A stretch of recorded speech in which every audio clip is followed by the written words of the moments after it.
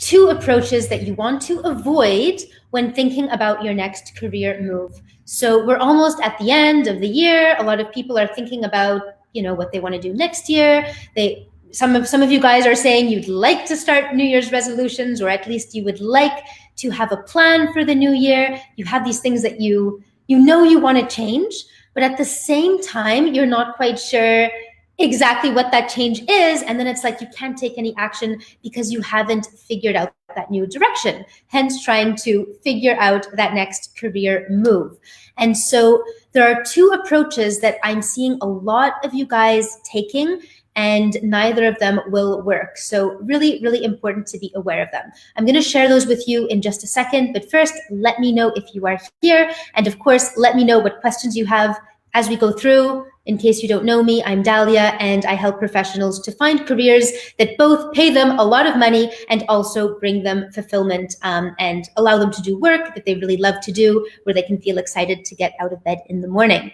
Okay, so when I talk to people and they tell me that they're thinking about some kind of a career change, obviously, people from all walks of life come to me describing their situation, telling me about, okay, here are my different options, here's what I'm thinking about. And I see people falling into two main camps. So on one hand, you have the people who are just trying to find themselves. Maybe that's you, maybe it's someone those people who are like, oh, I just need to find my passion. I just need to figure out what I really, really want. You see these people going on yoga retreats. You see them getting into meditation a lot of times. You see them getting into, sometimes it's, things like human design, things like astrology, just all kinds of things that are essentially trying to connect with some part of yourself inside to really figure out, what is it that I'm passionate about? What am I meant to do? And that's kind of the leading, all their actions are basically led by that thought, like, what am I meant to do? And they're really led by trying to find that emotional attachment to something. What is that thing I'm passionate about? And the problem with trying to find yourself is that you're not going to find it. So I see people a lot who quit their job, go to Bali, whatever, and no offense whatsoever. There is nothing wrong with Bali, for example, nothing wrong with yoga. Bali is one of my favorite places in the world. I can't wait to go back there. I love yoga too. I think it's phenomenal. Great. It's a great place to go to, great things to do. If you're planning a trip to Southeast Asia, or you're planning a trip somewhere because you want to, that is great, but you just have to be careful if the purpose, like, what is the objective of that trip? What is the objective of doing that yoga? And if the objective is to figure out your life purpose, it's probably not going to work. So it's good for a lot of other things, but when it comes to actually figuring out your next career move, it tends to not give you direction. And I know that because I've talked to hundreds of people who do these big long trips where they get into all these new different things trying to find their purpose. And at the end of the trip, they come back with amazing experiences. They usually have a great time, obviously, but it's very, very rare that I've talked to a single person who says, I did this big trip to Bali, or I did this yoga retreat, and I did this and that, and now I know my life purpose. No, I mean, they figure out a lot of things about themselves, they learn, they have good experiences, but they haven't figured out what to do next in their career. And so career-wise, they're still back to square one. And so what you want to recognize, like if you're one of these people constantly trying to find yourself, the first thing to keep in mind is that you're not broken, and there's another version of you inside that is going to be all zen and all passionate. And I mean, that person is there. That's like your higher self, where you want to get to, but you don't get there by trying to find that person. You need to create that person. And the way you create it is by taking a slightly more logical approach, following a process like the one I have in my program, where you go through the method, and at the end of the method, you figure out your purpose. So it's just, the difference is between creating something, step by step, as opposed to thinking that you're going to just stumble upon your purpose somewhere, maybe at a yoga retreat or something like that. And all of a sudden it's going to dawn on you and all of a sudden you will be transformed. And it doesn't work that way. And I think this also has to do with the sort of myth that's out there that you can land this dream job, and once you land that dream job, now everything will be perfect. Now you're the person you want to be. Now you're confident. Now you have money. Now you're able to be happy. Now all of these things. And while obviously a lot of that is true, you need to become that person before getting the job. So no one will hire you and give you that opportunity until you become the person who's going to be able to show that you can actually do that job. And you need to kind of be living that before someone will give you the opportunity, if that makes sense. So if you're in this camp where you feel like you're trying to find yourself, you're trying all kinds of different things, just the main advice is to really have a look at what can you do that's a little bit more step by step. What can you do that's actually going to get you figuring out that career now? Like don't fall for this myth that is out there, and it's really, really prevalent, that you're just going to stumble upon this new version of yourself. You're just going to stumble upon your life purpose, and there it will be, and you'll see the light, and then all of a sudden you'll know exactly your direction and you'll just go for it. It's not like that. You need to be going for it right now. And as you go for it, as you follow the step by step, that is how it all starts to appear to you. I'll give you an example with my clients. So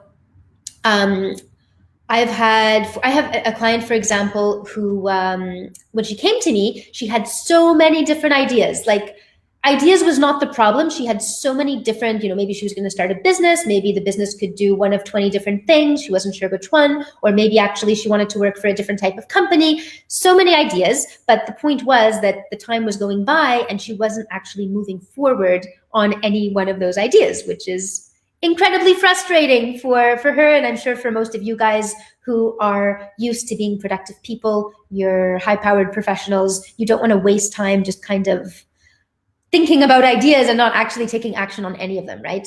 So that's where she was.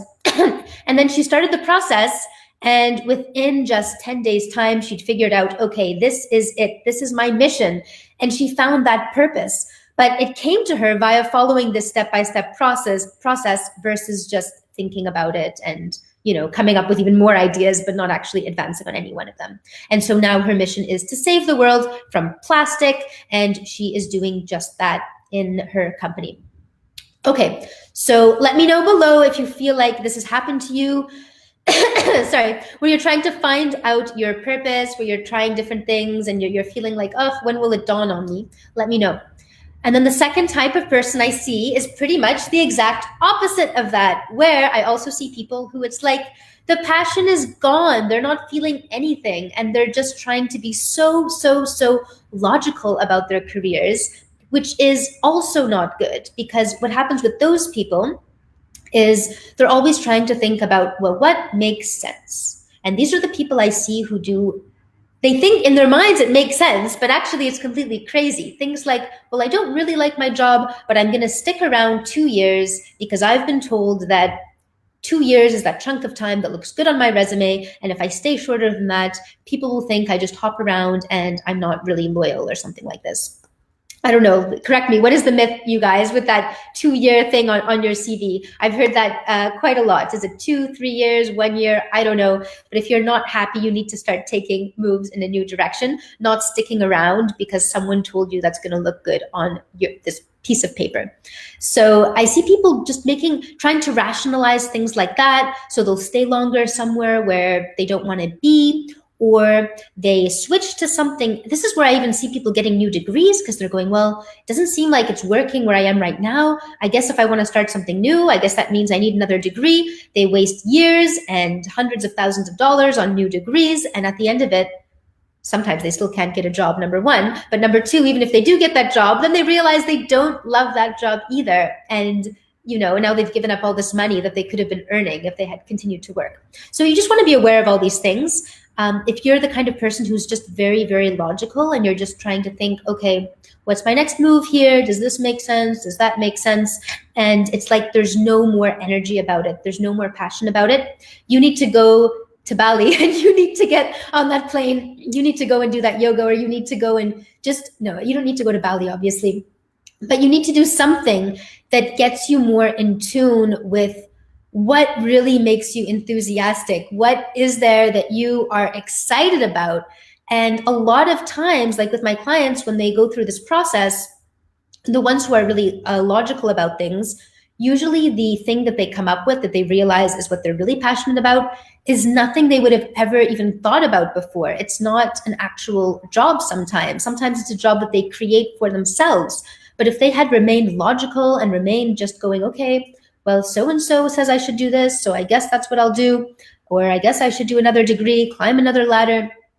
If they had stayed in that logical mode, they never would have really truly connected with that part of themselves that allows them to figure out the perfect thing for them, which is not in any box, which is not in any job description. So I want to know below, most people have a tendency towards one or the other of these. So let me know below, do you feel like you're someone trying to find themselves, or do you feel like you're in the other camp where you're in the more logical space? So give me a 1 or a 2 below, 1 being that you're more drawn to that kind of spirituality, trying to find yourself camp, and 2 being that you tend to be more logical. You just want to do kind of what is the right thing. If you tend to be drawn towards that, maybe you're not 100% one or the other, that's fine. But which one do you feel like you have a natural draw towards? Let us know. So those are the 2 approaches you really want to avoid, and the approach you want to follow. So, the right approach is obviously the one which combines both. So you need to connect with the thing that makes you really excited. I know a lot of people, this can happen where you don't even know what you're excited about anymore. This has happened to a lot of my clients. This happened to me a number of years ago, where I literally could not even, I just wasn't excited about anything. And I felt like, and I'm usually an excited person, right? But I just got to the stage in my career where I felt like there was nothing out there for me. There was nothing I was excited about. And it's a really, really sad place to be. So if you're there, you definitely want to get out of it. You need to reconnect to what gets you excited again about your career. What is that work that you could do it all day long, never get bored? And then if you're more towards the logical side, you want to, the other way around. If you're more towards the finding yourself side, what you need is a process. You need the step-by-step. You need to really have something very logical and straightforward for you, because you will feel when something is right, but you need a process that walks you through so that when you land on that thing, it's, oh, wow, now I know for sure that this is it. So if you guys need help with that, this is what I do. Send me a message and I'll see, I'll just ask you what's going on in your career. What are your different options? What are you thinking about? And I'll see if I can help you or not with figuring out your next career moves. All right, guys, that's all for today. But let me know if you have any questions or if you have ideas about what you want to talk about on the next video. Okay, talk soon.